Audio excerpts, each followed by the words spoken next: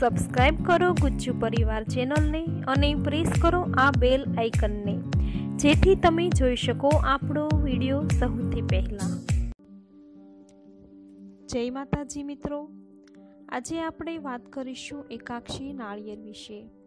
હજારો નાળિયેર પૈકી કોઈ એક નાળિયેરનો ગોળો એક આંખવાળો મળી આવતો હોય છે.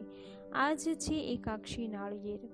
આવા નાળિયેરનો એકાક્ષી ગોળો એ સાક્ષાત માં લક્ષ્મીના સ્વરૂપ સમાન ગણાય છે. આવા મંત્ર સિદ્ધ એકાક્ષી નાળિયેરના પૂજન તથા પ્રયોગથી સઘળી સાનુકૂળતાઓ અને ઉન્નતિની પ્રાપ્તિ થાય છે. દીપાવલીની રાતે એક થાળીમાં ચોખા પાથરીને તેના પર એકાક્ષી નાળિયેરને મૂકવું, પછી તેના પર કંકુ, અક્ષત વગેરેથી છાંટવા, પછી તેનું પૂજન કરવું. આ એકાક્ષી નાળિયેરની સમ્મુખ અગરબત્તી અને દીપક પ્રગટાવવા. આ પ્રયોગથી વ્યક્તિ આર્થિક દ્રષ્ટિએ આશ્ચર્યજનક રીતે સફળતા મેળવે છે, આર્થિક અને પરિપૂર્ણ સમૃદ્ધ બને છે. એકાક્ષી નાળિયેરની સ્થાપનાથી સ્થાયી સંપત્તિમાં વૃદ્ધિ થાય છે. ઘરમાં તેની સ્થાપનાથી કોઈ પણ ઘર પરનો તાંત્રિક પ્રયોગ સફળ થતો નથી.